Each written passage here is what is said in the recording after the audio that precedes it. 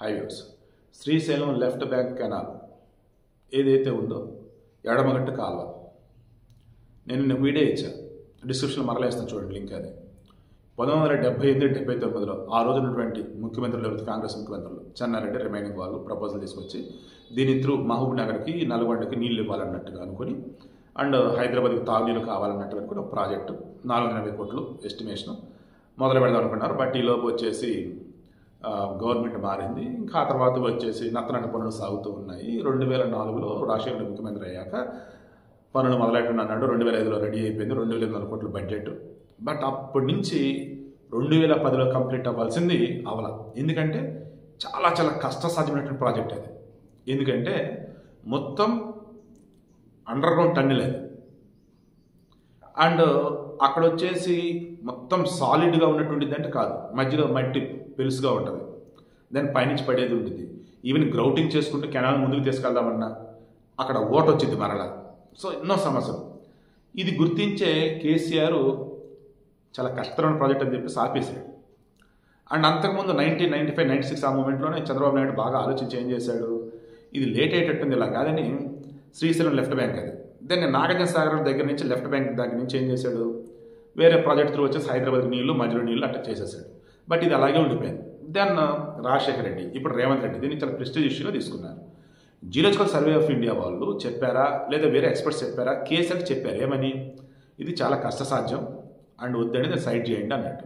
దాంతో 2018లో ఇదే కేసీఆర్ చెప్పాడు, చాలా చాలా కష్టం అది, ఆ ప్రాజెక్ట్ అందుకే పక్కన పెట్టామని చెప్పేసి.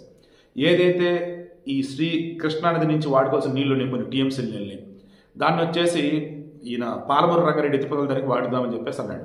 దీన్ని మాత్రం పక్కన పెట్టాడు. రేవంత్ రెడ్డి వచ్చిన తర్వాత ఏం చేశాడు, దీన్ని చాలా ప్రెస్టీజ్ ఇష్యూగా తీసుకున్నారు. Then geological survey of India వాళ్ళకి చెప్పినట్టున్నారు.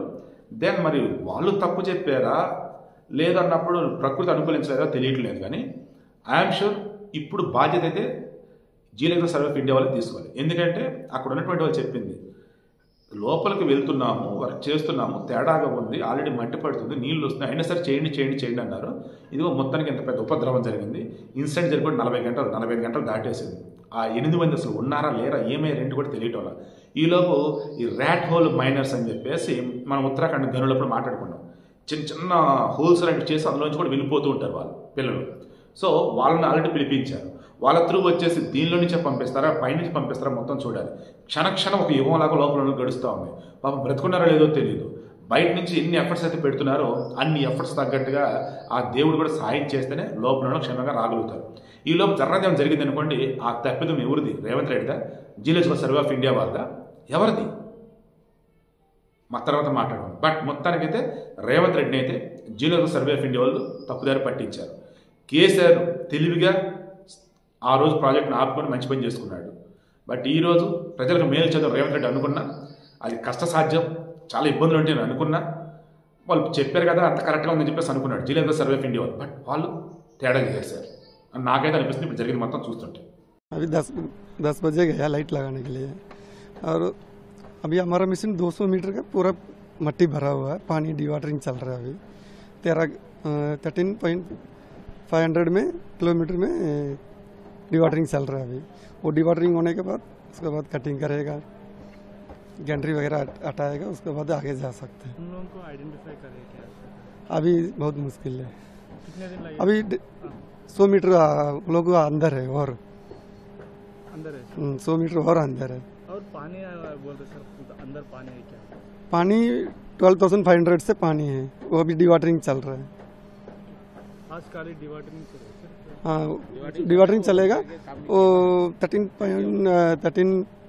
किलोमीटर 500 में वो उसके बाद कटिंग करेगा, ग्राइंडरी वगैरह एलवेलर सब जाएगा, कटिंग करेगा, उसके बाद मट्टी निकालना शुरू करेगा. उसके बाद मट्टी निकालेगा तो एक 100 मीटर आगे जाना है मट्टी निकाल के, उसके बाद ही पता चलेगा हमारा मिशन. कितने दिन लगे सर पूरा होने के बाद, आपका अंदाज में बोल नहीं सकते सर. अच्छा करने से 10 दिन लगेगा, 10-12 दिन. एक कंटेनर हटाने में 10 दिन लगेगा. पूरा कितने कंटेनर से? पूरा एक गैंट्री पूरा आ गया सर. कंटेनर कम से कम 6-7 है. 3 गैंट्री आ गया. हाइड्रोलिक टैंक सब है. 100 मीटर लंबा है डिस्टेंस.